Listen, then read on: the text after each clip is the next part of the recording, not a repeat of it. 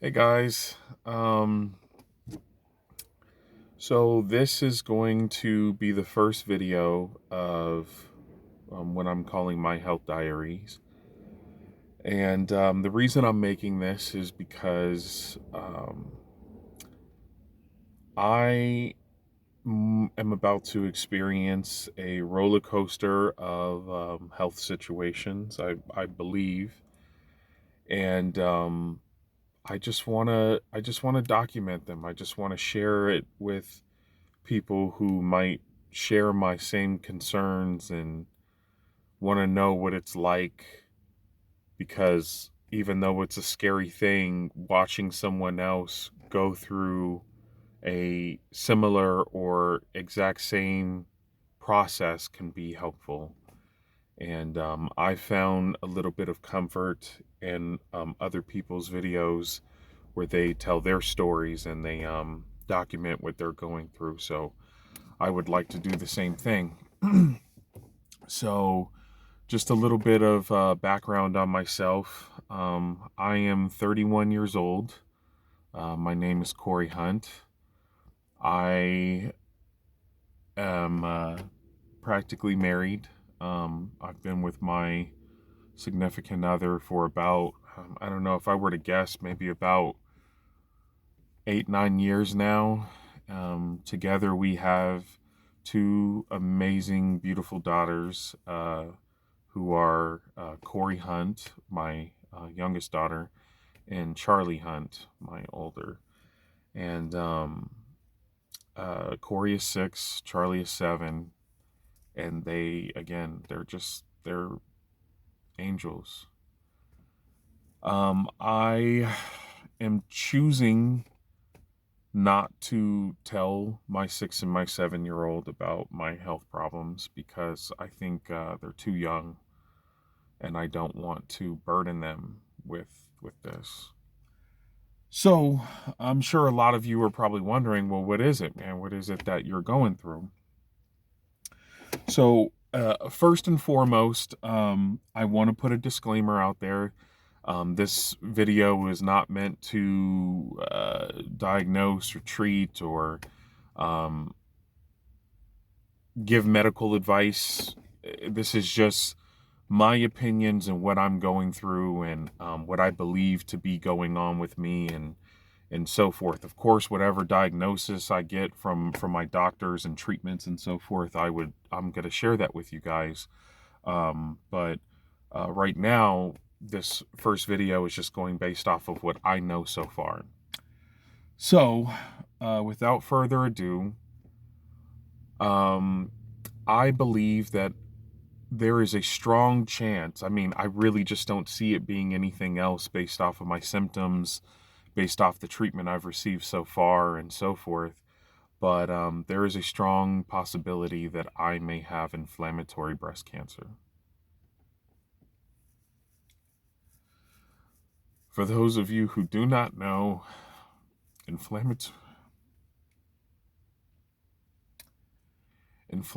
breast cancer is a very rare and aggressive form or type of breast cancer.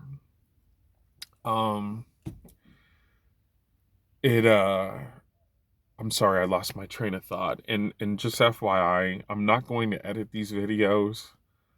I want you guys to get just me in my raw state, not to make you guys feel sorry for me or anything, just so you guys can just completely understand what it's like and what I'm feeling. Okay. Um Again, it's a rare and aggressive form of breast cancer. It does not present itself the same way traditional breast cancer does.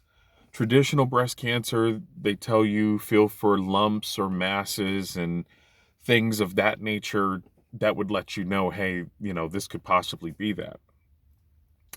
Inflammatory breast cancer presents itself usually in the later stages as it almost looks like an infection.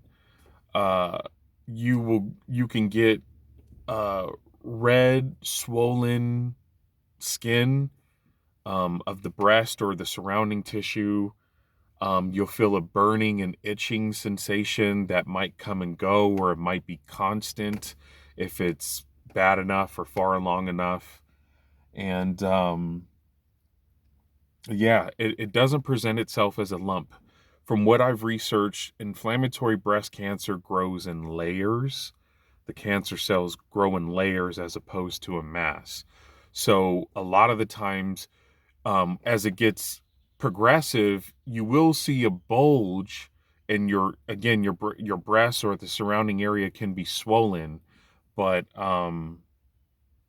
but it's harder to diagnose.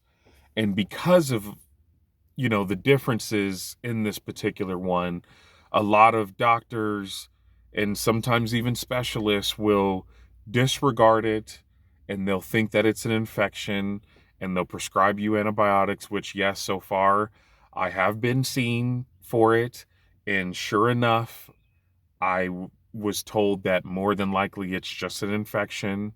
I was prescribed Augmentin, I think it was 875, and for 10 days I took all of it and nothing happened. If I'm being honest, I thought after like the first 2 days, I thought maybe, oh, is it going down? I thought like, oh, this could be going down, and I got excited. But after, I want to say, the fourth or fifth day of taking the antibiotic consistently, I didn't see any changes. Just to make sure, I finished the medication completely. But yeah, nothing really happened. It's still here. And I don't want to be one of those people that they just keep throwing antibiotics at me thinking it's an infection, allowing it to progress and get even worse. I want to see if I can try to get diagnosed at an early stage, because with any kind of cancer, the earlier the stage you get diagnosed, the better your possible outcome can be. The longer you could live, or you could even possibly, I don't know if I necessarily want to say get cured of it, but you can free your body of it for either an extended period of time or indefinitely. And of course, I would love to be a part of the indefinite club. Again, I have a 6 and a 7 year old. I'm only 31 years old. I have a lot to live for. I Yeah. So, um, that is what I'm going through right now. Before making this video, I think of all the things I want to say and stuff, but when you're sitting here and you're making the video and then you get emotional and stuff, it's like a lot of things kind of escape your mind. And, honestly, I don't really know what to say. I first noticed this in February 23rd of 2022, recently, okay? And then I I got an ultrasound at the hospital. They did confirm that I have enlarged lymph nodes under my right armpit, where I'm feeling a lot of the pain and the sensations, and I'm not perspirating where the area is swollen and stuff. And now it is April 4th of 2022, so it's been over a month. Back in the beginning of March, I called and I made an appointment with a physician, but they couldn't get me in until April. Since then, I tried to go to a urgent care where, again, she acknowledged that, yeah, you most certainly have some kind of bulge going on that doesn't appear normal. But again, she was feeling, and she didn't feel lumps or masses. So that's when she was like, oh, well, maybe it's just an infection. She prescribed me antibiotics. She did also order a mammogram and another ultrasound, which I did both. Again, for both of those, the ultrasound and the mammogram, they came back what they feel is normal. But if you research inflammatory breast cancer, um, a lot a lot of the times it's not diagnosed through mammograms and ultrasounds. It can be missed through those tests. majority of the time, inflammatory breast cancer needs to be diagnosed through the main thing is a biopsy. They have to take samples of the tissue and they have to put it under a microscope and do whatever they do during a biopsy to confirm exactly what it is and what type it is and what your treatment should be. But another thing that they could possibly see it with and recognize it with is either an MRI or a PET scan. And I do also know with the PET scan is how they will also determine if it has spread and what stage it's in. So I have yet to get an MRI or a PET scan or a biopsy. So the main tests that are needed to confirm and diagnose this, I have yet to get. I have called my doctor's office numerous times telling them, hey, I think this is something serious. I really need you guys to get me in as soon as possible. But I live in a small town. Again, I live in Wichita Falls in the state of Texas. It's a kind of a small city compared to like Dallas or Houston or Austin. And they only have so many doctor's offices and specialists. That is another thing that I'm kind of concerned about. Obviously, when you're going through a situation like this and you're dealing with something as serious as cancer, especially this type of cancer, cancer that's supposed to be aggressive and so forth, you want the best care. And I'm kind of concerned that I might not get the best care that I can possibly get being in this small town where their resources are limited. I might potentially have to try to drive to a bigger city such as Dallas that is about 2 hours away, or Fort Worth and such. There are a few facilities that I've seen or that I've watched videos of people who have this condition and have been treated at this facility, and I would like to possibly see that as well. Go there as well. The issue with that is I have a vehicle, but it's not an extremely reliable vehicle. So having to travel 2 hours to get there and 2 hours to get back home might be a problem. So I will just, do what I can do. So if I'm being honest with you guys, since it's been a while since I've realized like the level of the seriousness of my situation, I have started going through the process of grieving. I've been in denial. I've been upset. I've been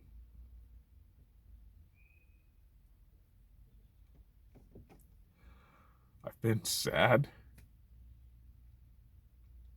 And there's even certain days where I accept what I'm going through. I accept it. And of course, whenever you're presented with something like cancer, and again, especially this specific type, you have to think about the possibility that you might not make it, that you might die. And, of course, that's a hard one.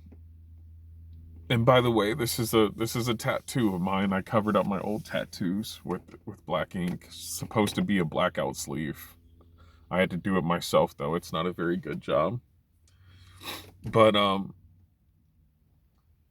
yeah, I've had to think about the possibility of me dying, and some days it's hard to accept, and some days I accept it, and I understand that it's probably going to be a painful one. If of course I have faith that I can fight this and I can beat it. But sometimes you got to think, man, that sometimes things just don't go your way when you're dealing with something like cancer. I've watched a lot of videos again of other brave people documenting their experience, and some of them had to come to terms with it.